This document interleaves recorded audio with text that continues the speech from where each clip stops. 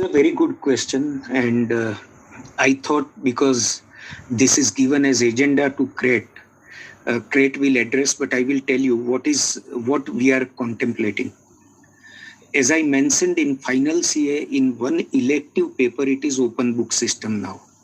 All questions are case studies, no memory based question. So the CREAT will examine whether we can have all subjects on open book system, so that students don't have to memorize and go appear for the exam. Apart from this, you asked another question, can we have all objective questions?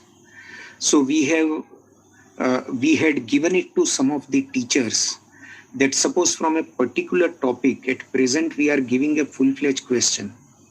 So can we give a paragraph and then ask them to answer 3 or 4 objective questions on the same topic? So they are developing material for that. At present, many parents were requesting that why you are not taking online exam. But we had meeting with TCS, we had meeting with What Next, another platform.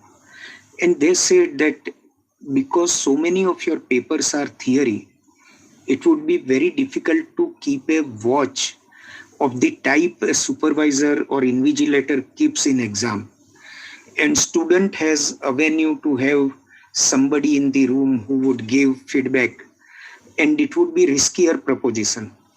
But once you convert your questions into open book system and objective type, then you can have online exams also. So both these options, see, open book system, we are very serious about all these subjects because memory based learning students have done for years, and now time has completely changed where it is possible to give them books and ask them case studies.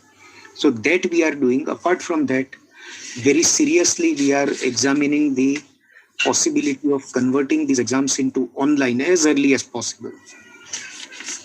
See, today this pandemic, we do not know for how many months or years it will last, how many waves will come, and therefore we can't keep on depending on offline exams which are physically conducted.